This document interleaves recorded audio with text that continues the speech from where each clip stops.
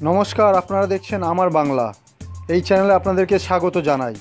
নতুন নতুন আপডেট পেতে চ্যানেলটিকে লাইক করুন, সাবস্ক্রাইব করুন এবং আমাদের সঙ্গে যুক্ত থাকুন। ধন্যবাদ। তৃণমূল করার অপরাধে এক তৃণমূল কর্মীর বাড়িতে আগুন লাগিয়ে দেওয়ার অভিযোগ আইএসএফ আশ্রিত দুষ্কৃতীদের বিরুদ্ধে। এই ঘটনাকে কেন্দ্র করে ব্যাপক চাঞ্চল্য ছড়িয়েছে গোটা এলাকায়। এমনই চাঞ্চল্যকর ঘটনাটি ঘটেছে দক্ষিণ 24 পরগনার উত্তর কাশীপুর থানার অন্তর্গত চণ্ডীহাট গ্রামে। স্থানীয় সূত্রে জানা যায়, চণ্ডীহাট গ্রামের পেশায় রাজমিস্ত্রি শফিকুল মোল্লার বাড়িতে রাতের অন্ধকারে কয়েকজন দুষ্কৃতী এসে আগুন লাগিয়ে দেয়। এই আগুনে ভস্মীভূত হয়ে যায় শফিকুলের রান্নাঘরের একাংশ, এছাড়াও পুড়ে যায় একটি স্কুটি। এ বিষয়ে কাশীপুর থানায় লিখিত অভিযোগ দায়ের করেছে শফিকুলের পরিবার। অজিদা বিবি বলেন, গতকাল রাতে সপরিবারে আমরা ঘুমোচ্ছিলাম।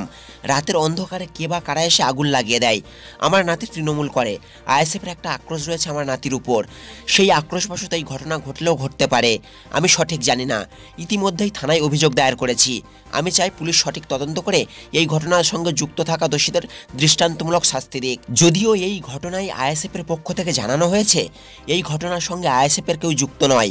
কী কারণে অগ্নিসংযোগের মতো এই ঘটনা ঘটেছে তা তদন্ত শুরু করুক পুলিশ। এই ঘটনার সঙ্গে দলের কেউ যুক্ত নেই। পারিবারিক শত্রুতার জেরে এই ঘটনা ঘটলেও ঘটতে পারে। এই অগ্নিসংযোগের ঘটনাকে কেন্দ্র করে শুরু হয়েছে রাজনৈতিক চাপানোত্তর। আমার নাতি তৃণমূল করে, আইসিদের খুব আক্রমণ আছে আমার নাতির উপরে। এখন ওরা করতে পারে, এখন সঠিক তো জানি না কে করেছে। আমরা ঘুমাচ্ছিলাম, কিন্তু আমার নাতির একটা বাচ্চা, আমার ছেলে আছে, বউ আছে, আমি আছি। আমরা মানুষের সঙ্গে কোনো আক্রমণ আমরা করিনি। খালি আমার নাতিটা এ করে, আমরা তাও অ্যালাউন্স করি নে। খুব কি ক্ষতি হয়েছে আপনাদের?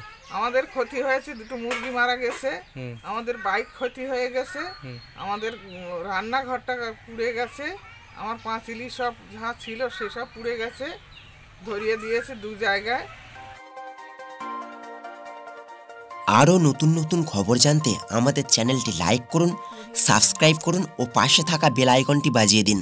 আর হ্যাঁ, অবশ্যই কমেন্ট করতে ভুলবেন না। ব্যুরো রিপোর্ট, আমার বাংলা।